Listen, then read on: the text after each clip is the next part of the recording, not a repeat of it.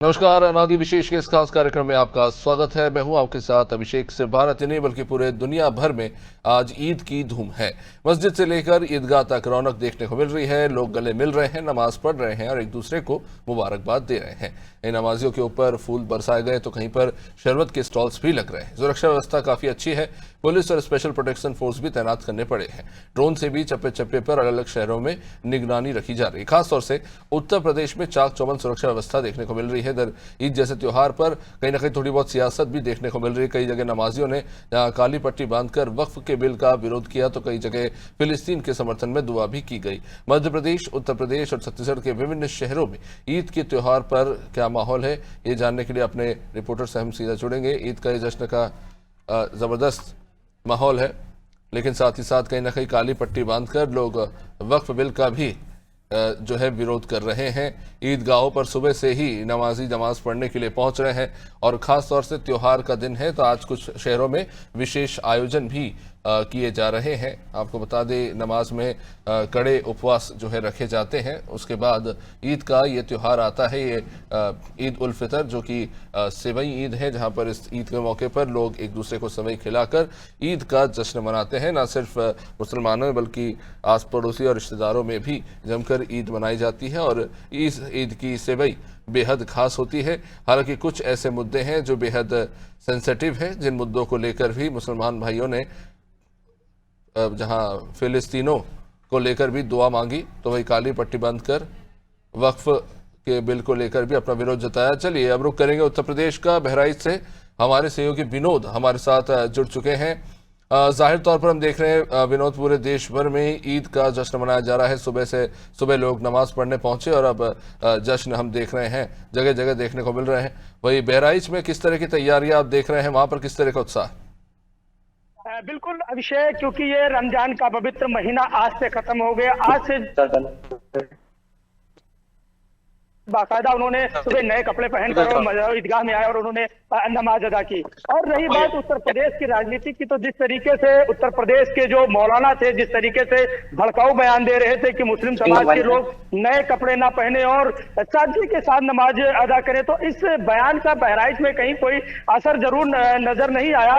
और ज्यादातर जो मुस्लिम समाज के लोग थे, चाहे वो युवा हो या बुजुर्ग हो, वो पूरे एदो एहतराम के साथ ईदगाह पहुंचा। उसने सुबह 7:30 बजे से नमाज शुरू हुई और 10:30 बजे तक बहराइच में नमाज होती रही। अभिषेक वर्टू। विनोद, इस मौके पर खासतौर से सौगात मोदी जो चलाया गया है भारतीय जनता पार्टी के द्वारा, सरकार के द्वारा, उसको लेकर जनता की क्या राय है? क्योंकि बताया जा रहा है कि इसका उद्देश्य यही है कि जो गरीब और साधारण परिवार से आने वाले मुसलमान भाई हैं, भाई बंधु हैं, उनके घर पर जो है ये किट पहुंचाई गई ताकि वो भी सेलिब्रेट कर सके, ईद के त्योहार को मना सके। बिल्कुल निश्चित तौर पे अभिषेक, क्योंकि जिस तरीके से भारतीय जनता पार्टी ये दावे करती है सबका साथ सबका विकास, तो निश्चित तौर पे जिस तरीके से भारतीय जनता पार्टी ने पहली बार जिस तरीके से लोगों के घरों में ईदी जो भेजी है, मुस्लिम समाज को जोड़ने का जो काम किया है, कहीं ना कहीं बहराइच में जो मुस्लिम समाज था, जो जो जो जो, जो, जो मुस्लिम समाज, जो गरीब तबका था, कहीं ना कहीं सरकार की इस मुहिम से भी खुश नजर आया। तो ऐसे में सबसे बड़ा सवाल ये होता है कि जिस तरीके से भारतीय जनता पार्टी ने जो ये नया मुहिम छेड़ा है कि सबका साथ सबका विकास, और जिस तरीके से जो भारतीय जनता पार्टी के जो कार्यकर्ता हैं मुस्लिम समाज के पास जो पहुंचे, उनके घरों के पास पहुंचे, तो कहीं ना कहीं एक जो भारतीय जनता पार्टी की जो पहल है, तो मुस्लिम समाज ने इसका स्वागत भी किया है। और पूरे बहराइच में अगर बात की जाए तो सुरक्षा, व्यापक सुरक्षा के साथ पूरे बहराइच में ड्रोन कैमरे से निगरानी होती रही। सुबह से ही मस्जिदों के बाहर, जो ईदगाह है उनके बाहर, बहराइच पुलिस के जवानों के साथ साथ पैरामिलिट्री के जवान, PSC के जवान और ड्रोन कैमरे से पूरे मस्जिद और पूरे शहर परिसर की निगरानी की जा रही थी। अभिषेक वर्टू। विनोद, जिस तरह से हम देख रहे थे, होली के बाद से ही कुछ तनाव का माहौल चल रहा था, स्थिति काफी ज्यादा नाजुक हो चली थी और इन सब के बीच में नेताओं के जिस तरह के बयान आ रहे थे वो भी कहीं ना कहीं थोड़ा चिंताजनक जरूर थे। लेकिन क्या लगता है अब स्थितियां सुधरती हुई? क्योंकि कई जगहों पर इस बात को लेकर भी विरोधाभास था और सवाल उठ रहे थे कि सड़क पर जो है नमाज पढ़ने नहीं दी जाएगी और स्थानीय प्रशासन ने इसको लेकर आदेश भी जारी हुए थे। तो क्या नियमों का पालन करवाने के लिए वहां पे पुलिस बल को तैनात किया गया या फिर लोगों ने तय नियम पालन करते हुए अपने अपने त्योहार मनाए? पे अभिषेक, क्योंकि यहाँ के जो पुलिस अधीक्षक थे राम नयन सिंह, और जो दोनों हमारे यहाँ जो डिप्टी एसपी हैं, चाहे वो डीपी तिवारी हो या रामानंद कुशवाहा हो, तो निरंतर जो उनके उलेमा थे, जो मुस्लिम समाज के उलेमा थे, बाकायदा उनके संपर्क में थे कि आप लोग पूरी जिम्मेदारी के साथ, पूरे अदब एहतराम के साथ आप मस्जिद के अंदर नमाज पढ़ेंगे, आज सड़क पर नमाज ना पढ़े, क्योंकि जब सड़क पर लोग नमाजें होती है या सड़क पे कोई त्योहार होता है तो निश्चित तौर पे जो सड़क पे राहगीर होते हैं, जिनको सड़क से अपने गंतव्य तक जाना होता है, तो निश्चित तौर पर उनको कठिनाइयां होती है। इस बात का ध्यान रखते हुए मुस्लिम समाज ने बढ़ चढ़कर प्रशासन की इन बातों को माना और मस्जिद के अंदर नमाज अदा की गई। पूरे बहराइच में मस्जिद और जो ईदगाह है उसके अंदर नमाज अदा की गई है। ईदगाह के अंदर नमाज पढ़ने के बाद जितने भी नमाजी हैं एक दूसरे को गले मिले, एक दूसरे को मुबारकबाद दी। इसके बाद आज ये जो जितने भी मुस्लिम उलेमा है एक दूसरे को मुबारकबाद देने के बाद घरों में जाकर एक दूसरे को मुबारकबाद दे रहे हैं। और सबसे बड़ा ये जो पर्व होता है, जो रमजान का पवित्र महीना होता है, आज का जो ये पर्व है, ईद का जो ये पर्व है, तो एक दूसरे को मिठाई खिलाई जा रही है, सेवैयां खिलाई जा रही है, कोरमा खिलाया जा रहा है। तो निश्चित तौर पे क्योंकि ये मिठास का त्योहार है, तो ऐसे में जो मुस्लिम समाज है एक दूसरे को मुबारकबाद देने के बाद, देखिए हमारे साथ एक मौलाना आ गए हैं, इनसे बात कर लेते हैं, जल्दी बात कर लेते हैं। किस तरीके से आपने ये त्योहार मनाया? इधर देखिए। अल्हम्दुलिल्लाह, ये जो ईद उल फित्र मनाया गया ना, अल्लाह का शुक्र है कि बड़े अमन और अमान के साथ। विनोद, वक्फ लेकर क्या विरोध है, उस पर भी सवाल पूछेगा। और हमारे पूरे इलाके में तकरीबन अल्हम्दुलिल्लाह कोई हिंदू मुस्लिम किसी तरह के कोई फिरका वाराना फसादात इस तरह के नहीं हुए हैं। वक्त को लेकर क्या कुछ आप लोगों के बीच में? वक्त को लेकर के हमारे दरमियान मामला ये चल रहा है कि वक्त जो बिल आ रहा है सरासर ये हमारी ये नहीं होना चाहिए। हमारे मुसलमानों में इस बिल से सहमत नहीं है। हम पूरी तरह से विरोध करते हैं, मुखालफत करते हैं। आपने काली पट्टी बांध के नमाज पढ़ी है कि ऐसे नमाज? मैंने नमाज तो सादे में ऐसे पढ़ी है, नए कपड़े पहन के। क्या मौलाना तौकीर रजा का बयान बहराइच में आप मुसलमानों के बीच में, क्या उस मुसलमानों ने उस बयान को नकारा है या धर्म की तरफ आगे बढ़ा है? मौलाना तौकीर साहब ने बयान क्या दिया पहले वो बताइए। मैंने वो मौलाना तौकीर रजा ने एक बयान दिया था कि मुसलमान नए कपड़े नहीं पहनेगा और पुराने कपड़े के साथ और सादगी के साथ नमाज अदा करेगा। देखिए, मौलाना साहब का जो ये बयान था कि पुराने कपड़े के साथ हम ईद पढ़ेंगे, तो ये बयान ज्यादातर मुसलमानों तक पहुंचा नहीं। वक्फ बिल का विरोध करे विनोद, सौगात मोदी को लेकर क्या सोचते हैं मुस्लिम समाज के लोग? मोदी ने जिस तरीके से ईदी भेजी है मुस्लिम घरों में, इसको लेकर आप लोग क्या समझते हैं? मैं समझता हूँ ये अच्छी बात है। वो हमारे मुल्क के एक प्रधानमंत्री हैं, उनकी एक हैसियत कायद की है, लीडर की है। वो अगर मुल्क के आवाम को मुल्क के फंड से या अपने जेब से कोई पैसा तोहफे के तौर पर मिठाई या और कोई भी चीज देते हैं, तो मैं समझता हूँ जो आवाम को इसका इस्तेमाल करना चाहिए। अच्छी बात है ये। ईद पर क्या संदेश देंगे? क्या संदेश देना चाहते हैं ईद पे? मैं संदेश ये देना चाहता हूँ कि हमारे मुल्क में अमन और अमान रहना चाहिए। हिंदू भाइयों को मुसलमानों से नफरत नहीं करना चाहिए, मुसलमानों को हिंदुओं से नफरत नहीं करना चाहिए। देखिए, मौलाना साहब इन्होंने साफ तौर से कहा कि हम प्रधानमंत्री के इस पहल का स्वागत करते हैं और हम दुआ करते हैं कि पूरे देश में अमन चैन कायम रहे। अब से कोर्ट। शुक्रिया विनोद। बहराइच से हमारे सहयोगी थे विनोद बनरी, आप हमारे साथ। तो बड़ी अच्छी बात कही मौलाना साहब ने भी कि आपस में प्यार बांटिए, खुश रहिए। चलिए अब रुक कर लेते हैं मध्य प्रदेश की राजधानी भोपाल का। शबाना हमारी सहयोगी जुड़ी हुई है इस वक्त। शबाना, सबसे पहले तो आपको ईद मुबारक, ईद की बहुत बहुत शुभकामनाएं। आपने सेवई खाई है कि नहीं, पहले वो बता दीजिए, और आज भोपाल में किस तरह का माहौल है वो भी हमें बताइए।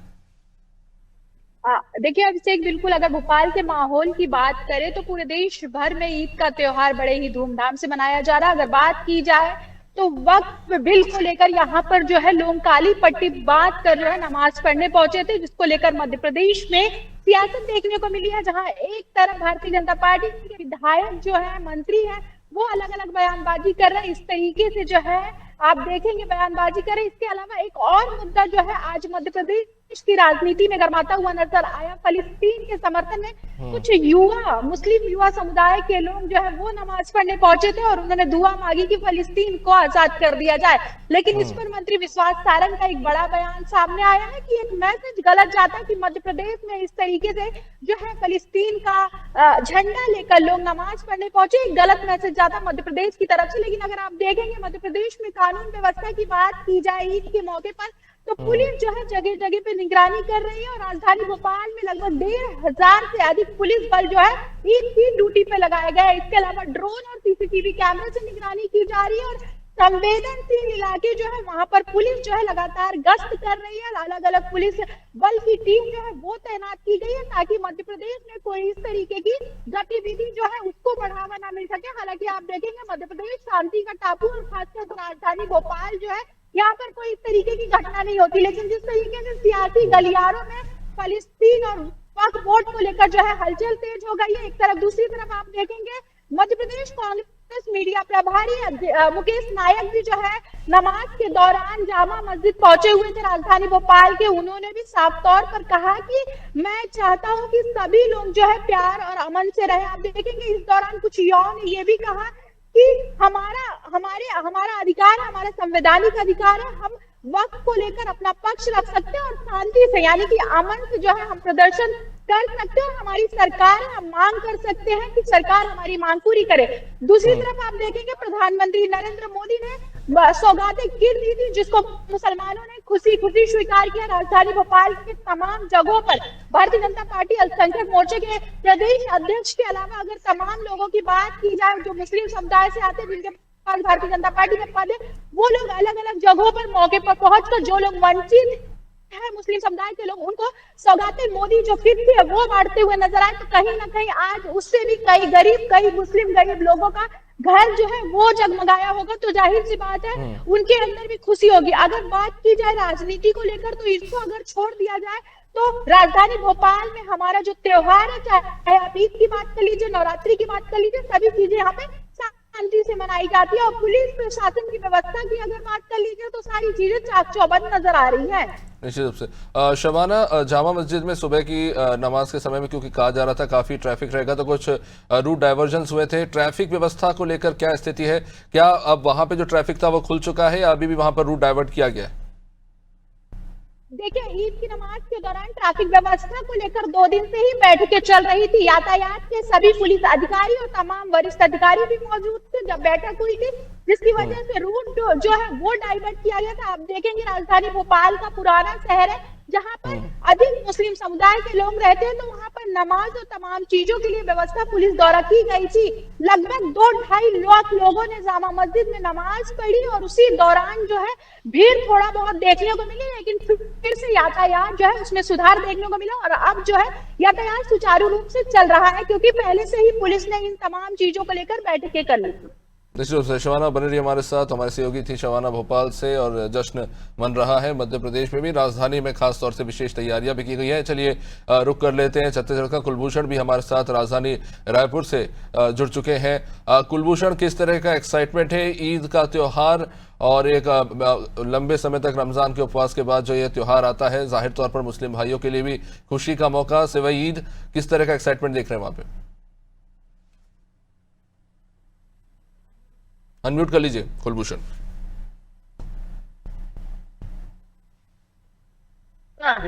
वो यहाँ पर देखने को यहाँ पर मिली है कि लंबे रमजान के बाद जो त्योहार आता है और ईद का ये जो पर्व है ये अपने आप में एक बड़ा त्योहार है। लोगों की खुशी यहाँ पर देखने की मिलती है। हम जहाँ पर मौजूद है वहाँ लोग जो है सवेरे से ही तैयार होकर उनके नमाज के लिए जिस तरह से निकले थे और प्रधानमंत्री मोदी जी की तरफ से भी यहाँ पर जिस तरह से ईद की सेवई यहाँ पर बांटी गई थी, तो ये यकीनन तौर पर एक बड़ा उत्साह का मौका है। क्या कहना चाहिए, ईद कैसे रही आप लोगों की, क्या तैयारियां यहाँ पर रही, इसको बताइएगा।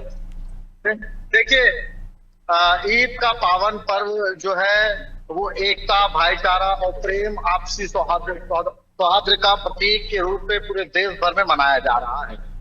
30 दिन के रोजे यानी 1 महीना तपस्या और त्याग के बाद खुशी के रूप में, तोहफे के रूप में ईद मनाई जाती है, ईद मिली है। उस ईद को आज हमने बड़े धूमधाम से मनाया है। हमने पहले जो है नमाज अदा किया है। नमाज अदा करने के बाद जो है हिंदुस्तान, हमारे मुल्क के लिए अमन, चैन और भाईचारे और खुशहाली की जो है हमने दुआ मांगी है। उसके बाद जो है गले मिलकर एक दूसरे को ईद की बधाई दी है। ईद की बधाई के साथ ही जो है बच्चों को ईदी वितरण भी जो है वो किया जाता है, क्योंकि देखिए रमजान के 30 दिन के बाद ये ईद का तोहफा मिलता है और ईद का पावन पर्व जो है बड़े धूमधाम से भाईचारे के साथ, एकता के साथ मनाया जा रहा है। और देखिए, ये हिंदुस्तान गंगा जमनी तहजीब का गहवारा है। एक और जहां चैत्र नवरात्रि के साथ हिंदू नववर्ष की शुरुआत होती है, ईद का चांद नजर आता है, और दूसरे दिन नवरात्रि का पहला दिन और ईद की नमाज अदा, ये हिंदुस्तान की तहजीब की पहचान है कि जब दो पर्व एक साथ मिलकर के हम यहाँ पर आज मना रहे हैं। और आज हमने ईद की नमाज के साथ ही देश और मुल्क के तमाम लोगों के लिए दुआ भी यहाँ पर की है। कुलभूषण, वक्फ बिल को लेकर क्या सोचते हैं, उनसे जरूर पूछिए, क्योंकि काली पट्टी बांधकर लोग नमाज पढ़ रहे हैं। वक्फ का समर्थन करते हैं, विरोध करते हैं, कोई विकल्प चाहते हैं कि बातचीत करके मामला सुलझा सकते हैं? जरूर पूछिए जी। वक्फ बोर्ड को लेकर क्या सोचते हैं, क्योंकि लोगों ने क्या काली पट्टी बांधकर नमाज यहाँ पर अदा की थी, क्या लगता है इसे लेकर कि बात करके सुलझाई जा सकती है क्या? देखिए, बात रही वक्फ बोर्ड की, क्योंकि वक्फ बोर्ड जो वर्तमान में नया बिल लाने की बात कही जा रही है, उस पर जो है रियल तौर पर जो वक्फ के जानकार है, जो सामाजिक लोग हैं, जो इस पहलू पर दखल रखते हैं, उन लोगों के साथ बैठक करके सरकार को, केंद्र सरकार को इस पर बेहतर प्रावधान लाने चाहिए। इसमें कई ऐसे प्रावधान है जिसका विरोध किया जा रहा है, तो ऐसी चीजें सरकारों को कभी भी नहीं लानी चाहिए जिसमें सामाजिक रूप से मतभेद हो। क्योंकि देखिए, समाज का अपना नियम कायदे कानून होता है, और वक्फ जो होता है वो मुस्लिम समाज के तरफ से वक्फ की होती है, मस्जिदों में वक्फ की होती है। ये बेसिकली मुस्लिम समाज की प्रॉपर्टी है, जो बाद में देश की प्रॉपर्टी के रूप में जो है घोषित कर दी गई है। जो वक्फ बोर्ड सरकारी होता है और सरकार के मातहत होता है। वक्फ बोर्ड का काम क्या होता है, पहले वक्फ बोर्ड के लोगों को ये समझना होगा। वक्फ बोर्ड का काम वक्फ के संपत्तियों की निगरानी करना होता है, ना कि उस पर जो है तानाशाही रवैया अपनाना, उस पर मालिकाना हक जताना। उसका काम क्या है? जब आप वक्फ अधिनियम पढ़ेंगे तो आपको समझ आएगा कि वक्फ अधिनियम के तहत जो है वक्फ बोर्ड जो होता है वो चौकीदार होता है वक्फ की संपत्तियों का।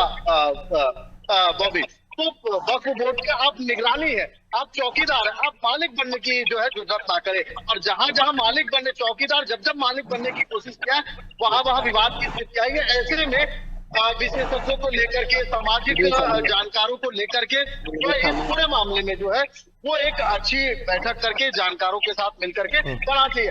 वक्फ बिल अधिनियम लाने का विरोध नहीं है। वक्फ बिल के तहत जो जमीन है उसका सही सरकार उपयोग करे, उस पर मुस्लिम समाज के लोगों के हित में काम आए, विकास में काम आए। क्योंकि आज हम देख रहे हैं मुस्लिम समाज एजुकेशन के क्षेत्र में कहाँ पहुंचा है, व्यापार के क्षेत्र में कहाँ है। तो वो संपत्तियों को जायज तरीके से अगर वो यूज होता है तो विरोध नहीं है। हाँ, मगर अगर गलत तरीके से आप उसको किसी और लोगों को, अब जो वक्फ बोर्ड है वो समाज मुस्लिम समाज का है, आप गैर मुस्लिम को उसमें ला करके जो आप उसमें वो बिठा रहे हो, तो हमारा फैसला दूसरे घर का व्यक्ति, मेरे घर का फैसला दूसरे घर का व्यक्ति। कुलभूषण, वही सरकार सौगातें मोदी लेके आती है तो उसे सराहनीय मानते हैं, वो उसमें भी राजनीति है? पूछिए। सौगातें मोदी को लेकर उनसे पूछिए, उसे राजनीति मानते हैं, उसे सराहनीय मानते हैं? सरकार जो है मोदी सरकार इसे लेकर आती है और यहाँ पे ईद की बधाई जिसको लेकर आती है, तो राजनीतिक पहल मानते हैं या सराहनीय मानते हैं?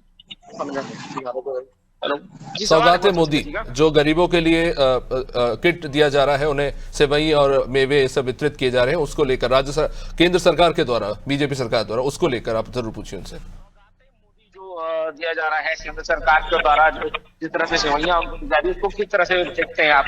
राजनीतिक को देखते हैं आप, सराहनीय? एक तरफ आप हमारा विरोध करते हो खुल करके, आप एक तरफ हमारी बात करो, दूसरे तरफ आप सौगात देते हो। देखिए, सरकार ने जो सौगातें मोदी दिया है वो सराहनीय है। उन लोगों तक पहुंचे जो जरूरतमंद है, उन लोगों तक पहुंचे जो उसके मुस्तहिक है, ऐसे लोगों तक वो सौगातें मोदी पहुंचना चाहिए। उसमें है क्या? कपड़ा है, सेवई है, ड्राई फ्रूट है, और जो जरूरत की चीजें वो सामान है। ये सराहनीय पहल है। सरकारों को ऐसे पहल करनी चाहिए कि वक्तन फवक्तन जो है उन लोगों की मदद करें जिन लोगों को वक्त पड़ने पर जरूरत महसूस होती है। तो सौगातें मोदी का विरोध नहीं है, वो सौगातें मोदी का हम स्वागत करते हैं, लेकिन इसके पीछे जो राजनीति हो रही है वो राजनीति नहीं होना चाहिए। एक तरफ आप सौगातें मोदी देते हैं, दूसरी तरफ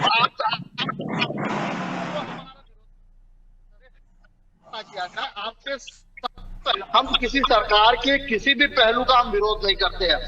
इस देश की सरकार हमारी सरकार है, इस देश का प्रधानमंत्री हमारा प्रधानमंत्री है, इस देश के संविधान और कानून को हम भी मानते हैं। हम इस देश के जो बासिंदे, हम इस मुल्क के रहने वाले हैं, हम इस देश के आइन को भी मानते हैं, हम इस देश के तमाम वो संवैधानिक चीजों को मानते हैं जिसने संविधान से हमको दिया है। विरोध किसी चीज का नहीं है, बस वैचारिक जो मतभेद है वो मतभेद की बात हो रही है, बाकी किसी चीज की बात नहीं है। वैचारिक मतभेद है, मतभेद तो जाहिर सी बात है जारी रहेगी, लेकिन ईद का ये त्योहार है और ईद का त्योहार जिस तरह से देखा जा रहा है कि एक भारतीय भाईचारे का ये त्योहार है, गंगा जमुना का ये त्योहार है, गंगा जमुना भेद मिलाव का जिस तरह से भारत का देश रहा है, और उसी तरह यहाँ पर ईद की जो त्योहार है वो इसे बड़ी धूमधाम से मना रहे हैं। कई चीजें हैं, कई चीजों के सवाल हैं, कई चीजों के जवाब है जो लोगों को लेने हैं, और यकीनन तौर पर बैठकर ही इस मसले को यहाँ पर लाया जा सकता है। लेकिन बहरहाल अगर देखा जाए तो ईद का ये जो त्योहार है, लंबे रमजान के बाद जिस तरह से त्योहार आया है, और यकीनन तौर पर बड़े ही खुशनुमा माहौल से, बड़े ही अच्छे से, बहुत ही शानदार तरीके से सुरक्षा व्यवस्था के साथ ये त्योहार बिल्कुल यही राजधानी रायपुर में यहाँ मनाया जा रहा है। जी शुक्रिया कुलभूषण। चलिए अब रुख कर लेते हैं हरदा का। मध्य प्रदेश के हरदा से हमारे सहयोगी जफर अंसारी हमारे साथ जुड़े हुए हैं। जफर, ईद का जश्न है, सबसे पहले आपको भी ईद की मुबारकबाद। जफर, किस तरह का उत्साह आप वहां पे देख रहे हैं? प्रशासनिक स्तर पर किस तरह की तैयारियां हैं? और हाल फिलहाल में तमाम राजनीतिक दलों के ये त्योहार मनाने को लेकर जो तमाम तरह के बयानात आए हैं, क्या कुछ तब्दीलियां देखने को मिली है? लोगों के सोचने के तरीके में कुछ बदला है? क्योंकि आपका त्योहार हमारा त्योहार वाली बातें पहले शायद उतनी नहीं थी, आजकल होने लगी है। तो वहां के लोग किस तरह से देख रहे हैं इन तमाम चीजों को? आप क्या महसूस कर रहे हैं वहां पे? जी बिल्कुल, आपको बता दूं कि पूरे देश भर में जिस तरह आज ईद का त्योहार मनाया गया, रोजों के बाद जो ईद का त्योहार आता है, और मुस्लिम समुदाय ने बड़ी खुशी के साथ ये त्योहार मनाया। हरदा में तो ईदगाह में 9 बजे जिले के अलग अलग मस्जिदों में जो ईद की नमाज अदा की गई। बात करें तो कुछ जो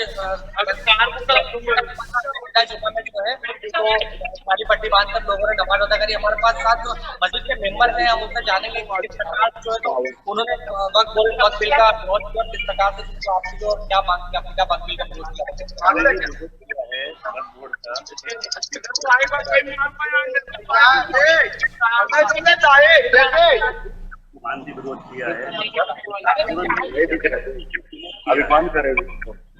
प्रशासन के क्या नगरपालिका सबसे ज्यादा सहयोग मिलता है हमको, हर बार और हम मुबारकबाद देते हैं।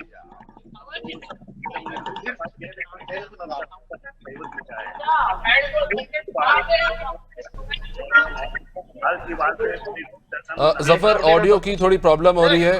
बहुत बहुत धन्यवाद जफर, हमारे साथ जुड़े हुए थे हरदा से। तो बहुत बहुत शुक्रिया कुलभूषण, बहुत बहुत शुक्रिया विनोद, शबाना। उम्मीद कर रहा हूँ ऑफिस में सवैया आएगी आपकी तरफ से। बहुत बहुत शुक्रिया आप सभी का। तो ईद का जश्न है, जमकर जश्न मनाइए, एक दूसरे में खुशियां बांटिए और स्वस्थ रहिए, सुरक्षित रहिए, एक दूसरे में खुशियां बांटते रहिए। चलिए इसी के साथ इस कार्यक्रम पर यहीं पे विराम देंगे। आप सभी को ईद मुबारक। नमस्कार।